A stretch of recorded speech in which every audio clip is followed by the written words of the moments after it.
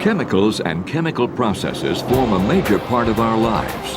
From the cars we drive, to the foods we eat, to the ways in which we relax, we depend on a vast array of chemicals to make life easier, safer, and more convenient. Chances are your work brings you in contact with chemicals and chemical processes. Even the simple act of putting gasoline in your vehicle means transferring a highly flammable liquid from one container to another. And while the final product provides enormous benefits, chemicals may be dangerous or even deadly. Corrosives, for example, are often used in the manufacture of life-saving pharmaceuticals. These same chemicals, however, can cause serious skin damage, blindness, and even death. As dangerous as some of these chemicals are, you can handle them safely by knowing what you're working with, how to handle it, and what to do in an emergency. This program shows how to identify certain chemical hazards, handle chemicals safely, and how you should handle emergencies involving these chemicals.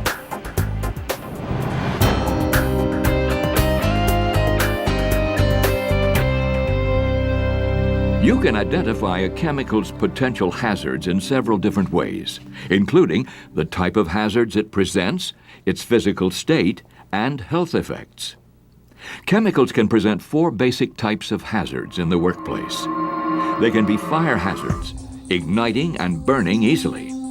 They can be toxic or poisonous if swallowed, inhaled, or absorbed through the skin. They can burn skin on contact. And they can react dangerously when they come in contact with other materials. Hazardous chemicals can be solids, such as sodium metal, liquids like gasoline, or gases like chlorine. The effect a chemical has on your body can be either acute or chronic, depending on the type, frequency, and length of your exposure. Acute effects usually occur rapidly as the result of short-term exposure and typically do not last a long time. Chronic effects develop over time, sometimes showing up many years after the exposure. They are usually the result of repeated or long-term exposure. Benzene, for example, occurs naturally in crude oil and natural gas. It is commonly used as a solvent or raw material in the manufacture of a number of products. The short-term or acute effects of benzene exposure include severe skin irritation, a painful burning sensation, and a condition known as chemical pneumonia. In this condition, benzene is absorbed rapidly through the skin, causing your lungs to swell. Exposure to low concentrations of benzene over a long period of time can produce chronic effects including blood disease, chromosome damage, and low birth weight in babies. When handling chemicals, knowledge is your most powerful tool. Begin by recognizing the specific hazard or hazards the chemical may present. The Material Safety Data Sheet, or MSDS, is one of your best sources for information on the chemicals you use. It contains a summary of a chemical's hazards, as well as proper handling, use, and storage methods. The MSDS also lists important information for protecting you, such as permissible exposure limits, the right personal protective equipment, firefighting techniques, and emergency procedures. The first step in identifying a chemical is to read the label. Each chemical that arrives in your facility must have accurate labels containing specific information. Read the label to discover a chemical's hazardous ingredients, the principal hazard it poses, and the name and address of the manufacturer, who can provide further information. In addition, the label provides the Chemical Abstract Service, or CAS number. Use this number when looking up information about the chemical on a computer or when there is a question about the identity of the chemical. It may also be necessary when reordering the chemical. In addition to identifying labels, each chemical container must have a hazard label. There are two major labeling systems in use for identifying a chemical's hazards. One developed by the U.S. Department of Transportation, or DOT, and one by the National Fire Protection Association, NFPA. The DOT system uses diamond-shaped color labels and placards that describe the nature of the chemical hazard. Examples of DOT labels include both flammable and non-flammable gases, flammable liquids and solids, poisons, and infectious substances, as well as radioactive materials and miscellaneous hazardous materials. The NFPA label is also diamond-shaped, but is divided into 4 different colored sections. The red section represents the material's level of flammability. The blue section represents the chemical's health hazards. The yellow section represents the chemical's instability. And the white section indicates special hazards that cause the chemical to become dangerous in a fire, such as reactivity with water or oxidizers that cause fires to burn violently. For each of the primary colors, a number system on a scale of 0 through 4 is used to describe the intensity of the hazard. For example, when you see a 0 in the red flammability section, it means the chemical is non-flammable. However, the number 4 in the same section means the chemical is highly flammable. Chemical manufacturers or suppliers may have their own customized hazard identification, so you need to become familiar with the system in your workplace. Also, keep in mind that while some chemicals present multiple hazards, the label may only indicate the most prevalent hazard, so stay informed and take time to learn all hazards of the chemicals you use.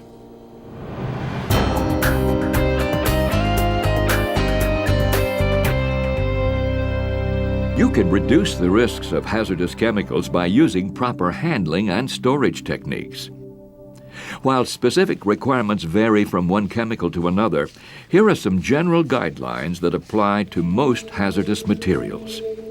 Before you use any chemical, make sure you know what it is.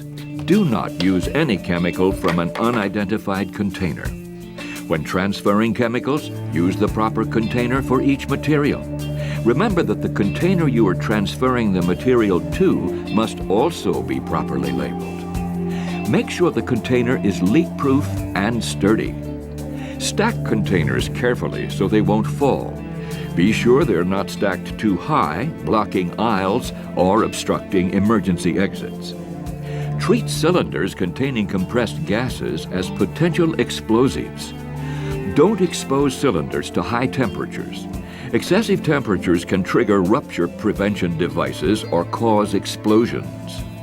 When a cylinder is empty, promptly remove the regulator and replace it with a protective cap and mark the cylinder as empty. When moving or storing cylinders, secure them with straps or chains, or place them in an appropriate stand to prevent them from falling. Never use a cylinder that cannot be identified. Flammable materials also require special precautions. Here are some rules for handling flammables. Carry glass bottles containing flammable liquids in a rubber cradle to reduce the risk of breakage. Keep ignition sources away from the material. Use static bonding and grounding procedures when transferring flammables. Keep flammables away from hot work or sparks. And observe no smoking regulations in areas where flammables are used or stored. Oxidizers and flammables are a dangerous combination. Store them well away from each other to prevent violent reactions in case of fire. Use NFPA-approved fireproof cabinets to store flammable materials away from the work area. Many accidents occur when chemicals are being moved to and from storage areas, so use common sense and the methods your facility has outlined when moving hazardous chemicals. When working with any hazardous chemical, keep the area well ventilated to prevent harmful vapors or dust from accumulating in the air.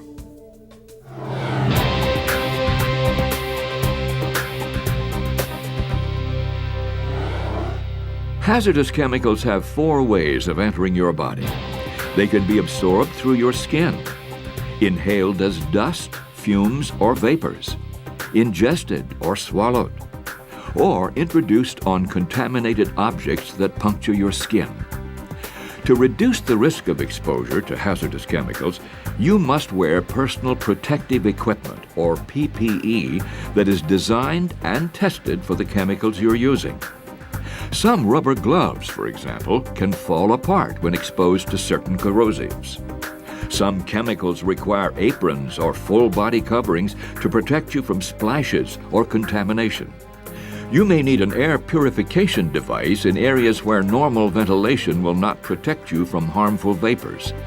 These devices can range from simple air filters to respirators, or even a self-contained breathing apparatus.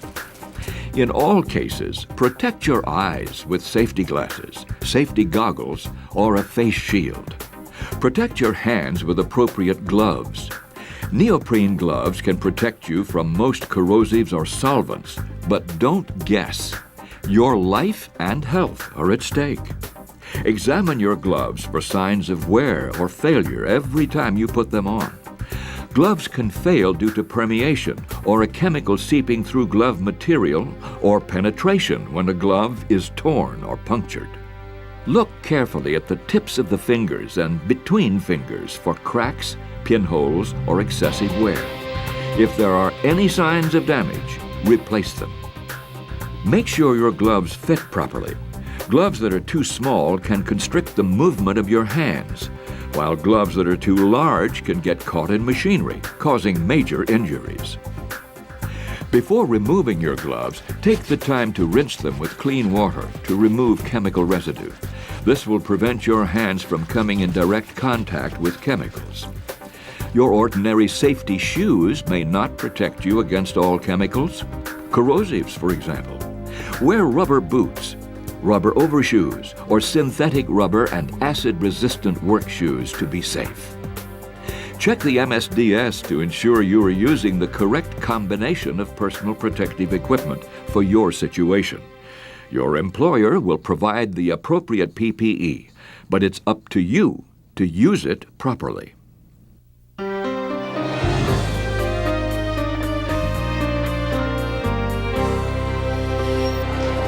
No one plans accidents, but you can make plans to handle them. Your facility's emergency action plan contains specific information for handling hazardous material emergencies, including contact information, evacuation and rescue procedures, and reporting guidelines. Learn the plan before you have to use it. Your knowledge could save lives and property if you apply it quickly and properly. In the case of spills or leaks, the HAZWOPER standard, along with Title III of the Superfund Amendment Reauthorization Act, or SARA, may apply. HAZWOPER, or Hazardous Waste Operations and Emergency Response, establishes strict training level guidelines when a dangerous spill or leak threatens your workplace. In addition, SARA Title III states that any hazardous spill that releases more than the threshold limit of a contaminant into the environment must be reported immediately to local authorities or through approved notification methods. HAZWOPER also prohibits workers from participating in hazardous waste operations and emergency response activities unless they have received proper training according to worker protection standards. In other words, if there is an emergency, do what you're trained to do and stay out of everyone else's way. If you don't, you could make things worse and become a casualty yourself. If a fire occurs that is small enough to fight with a portable fire extinguisher, make sure you use the right extinguisher for the type of fire you're fighting and that you know how to use it properly. Remember the PASS system. Pull the pin, aim the nozzle, squeeze the handle, and sweep from side to side at the base of the flames. If the fire becomes too large, or you start to run out of extinguishing agent, evacuate the area immediately. Finally, When you're working with or near hazardous chemicals, always make sure you know the location of eye wash stations, safety showers, and the number for the Poison Control Center. If your eyes are splashed by chemicals, get to the eye wash fountain immediately. Hold your eyes open in the water and flush them continuously for 15 minutes. For larger splashes, get to the safety shower without delay. Step into the running water and remove contaminated clothing while in the shower.